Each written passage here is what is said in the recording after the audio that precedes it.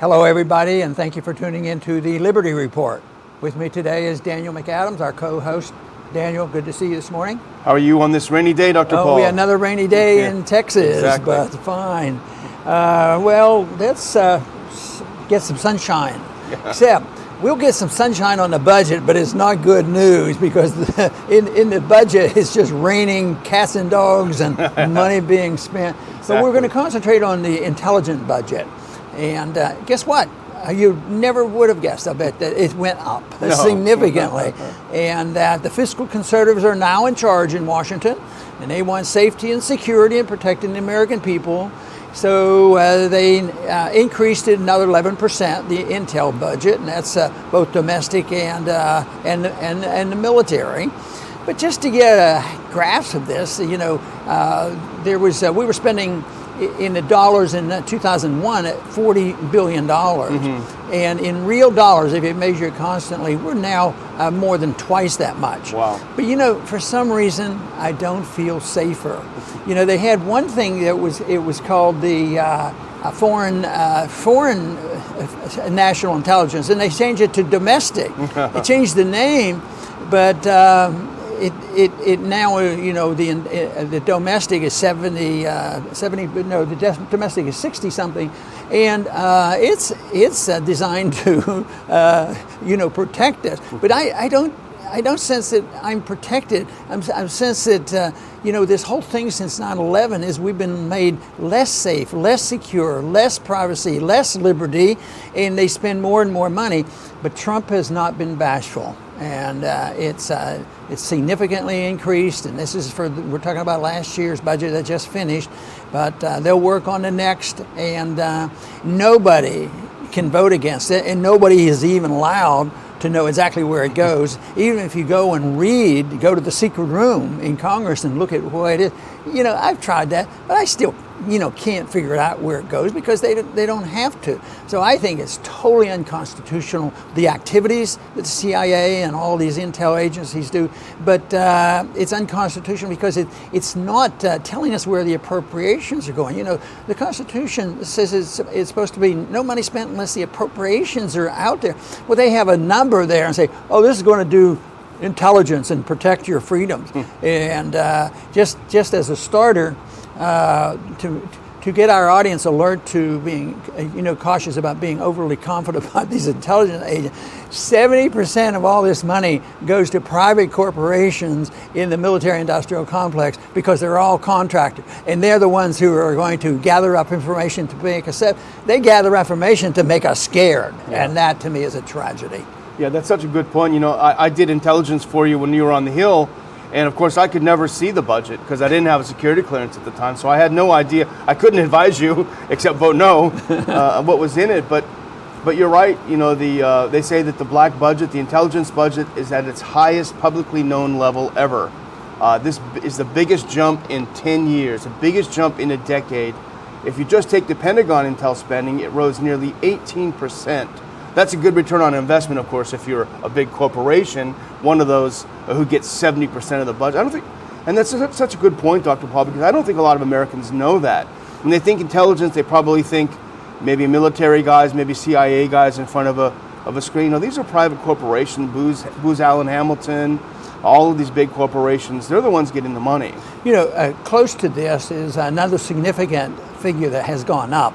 It's not called intel, but it really is. And that is the agencies of our government. There are 67 agencies of our government right now where the participants, the bureaucrats in these agencies, carry guns. And, you know, the American people, ownership of guns is always being challenged. But no, we keep giving them to the bureaucrats. There's over 200,000 bureaucrats at a federal level. And whoever decided that there should be a national police force. Well, what is that if it isn't a police force? Yeah. But can you imagine all these agencies of government, they're all this is under the Department of Homeland Security, and they're going to get a lot of information, and it's always going to be, believe me, I think it's to scare people So there, you only need to say 2 words in Washington, and you don't get 3 people to vote against. National security. If it's for national security, but it's only for the security of the deep state people, the banking and the military-industrial complex, and the war profiteers. They're the ones who gain the security, because when the CIA spends some of this money, they tend to do dumb things and dangerous things, and they tend to make enemies for us. And even the FBI, even the CIA admitted, and that's where I first picked up the term when you started talking about blowback. Yeah. That there can be consequences of this. So all this activity, nobody should be felt safer and more secure, and think that it's a good investment to be spending this type of money for intelligence gathering. And if you remember back when they were creating the Department of Homeland Security, I was working for you on the Hill as well. And remember, you were a no vote. And they kept saying, "Oh, Ron, this is going to streamline things. It's going to end up costing less." Well, a lot of that intel stuff is now going into Homeland Security and raising the whole level of everything, right? Right. And there's always more. That was the first thing we were spending in '01, $40 billion. And so they said we have to spend a lot more because the 40 didn't make us safe. So we spend a lot more, and I think we're less safe. But since '01, you can't really find a figure on how much we've actually spent on intelligence gathering. But I think it's very, very safe to say it's $1 trillion plus. Yeah. But you can't find it. There's so many different agencies when you think about state departments and the military budget and all this activity going on. So it's a lot of money, and the tragedy is it costs a lot of money. That's a cost to us. It runs up our deficit, and we are not much safer. We're not safer. We're more in danger, and we have to prepare for the next attack. But there's a constant attack. Just look at the attacks on what we're doing overseas. Still, how many countries are we in? But the CIA is even the countries we don't know. Remember a couple months ago, a year ago, when people said, and even we were a little bit surprised. Oh, we're in umpteen countries in Africa. We thought we were in 3 or 4. We're all over the place. And the members of Congress said, "Oh, I didn't know we were over there." People don't know how much we're involved because the government is secret. I frequently would compare the secrecy of the CIA versus the secrecy of the Federal Reserve, and they're both very, very important and very, very big.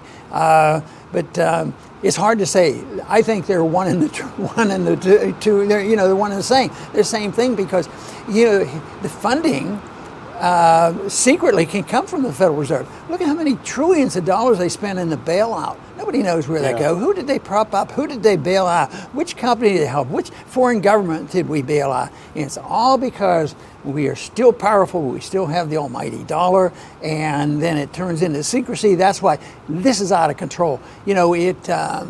The effectiveness and the benefits that we have from a sitting Congress, I think, is zero because they have no idea what's happening and they have no control of it. And unless they dealt with the whole system of cutting taxes and having sound money and concentrating on liberty, nothing is going to happen because national security is at stake. We need our safety, and you cannot challenge that. Yeah, and we have a graphic just to demonstrate the increase in intelligence spending, and look at that big jump from 17 to 18. That is just massive. And the thing that's irritating, Dr. Paul, is you have a lot of Trump defenders and supporters saying, well, he's got to fight the deep state. He's fighting the deep state. He's battling the deep state. It does not get any more deep state than the intelligence budget. Because, and we've already pointed out, 70% goes to contractors. What do these big contractors do? They spend a lot of money propping up think tanks in the Beltway. They spend a lot of money giving it to things like the Atlantic Council and different think tanks. And what do those think tanks do? They write papers about how many more threats there are. So they're funding this cycle. More threats, more money to the think tanks to think up new threats. And it's on and on it goes. And it's an attack on our liberty financially, and it's an attack on our personal liberty with them spying on us. Well, there was a lot of attention given to the torture programs under Bush. And supposedly that's all been cleaned up. They closed down one prison, but we still have Guantanamo. But I personally don't believe we've quit doing that. I think they've become more secretive. The CIA, that's their business, is to go out and get information. But, if we had somebody concentrating on that and had some evidence, if they used some evidence maybe that Ed Snowden or somebody gave us, and take it to the courts, I don't think there's any real hope that our Supreme Court would help us out. And they say, oh, what do you mean, Ron?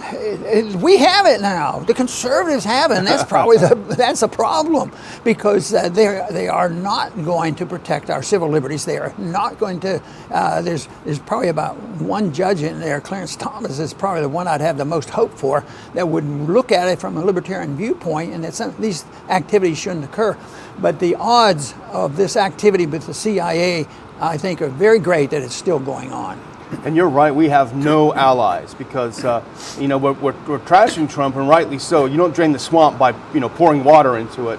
But Congress is in on it too. In fact, for this past year, Congress appropriated even more money than Trump requested for intel, He asked for something, they said, oh, you can have some more, take some more. So Congress is definitely not on our side. We got to have a conservative Congress to be fiscally responsible. No, that's not the case at all. No, and I think that it's a strategic problem rather than a technical problem. It isn't the management. You don't get a new speaker and think that's going to change things. And it looks like just replacing people in the executive branch isn't the answer either.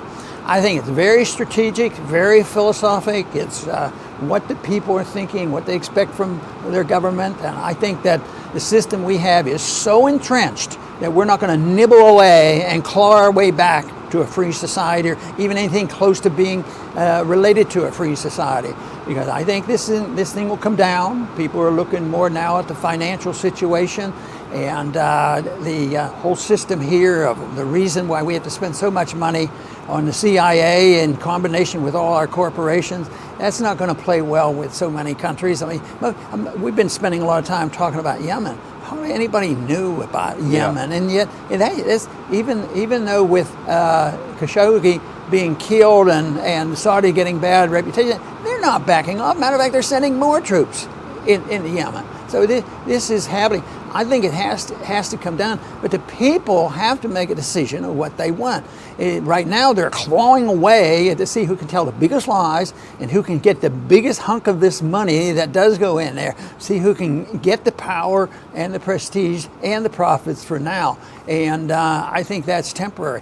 But so few people have the specific goal of saying what we want is to be a free people, and believing sincerely that with the principles of liberty, and the founders believe this, if you release creative energy, you don't just build this huge government and saying, well, all the benefits come from the fact that we have the power to tax, and then the good people that go to Washington, they'll know what to do with the money, but they have to have the power to tax, and if they can't collect enough money, give them the power to print it, and everything is going to be okay, and there will be no poverty and no attack on liberty, and there will be peace in the world. That's completely wrong, and there has to be a reversal in the understanding of what a free country is all about, and what the purpose of government ought to be.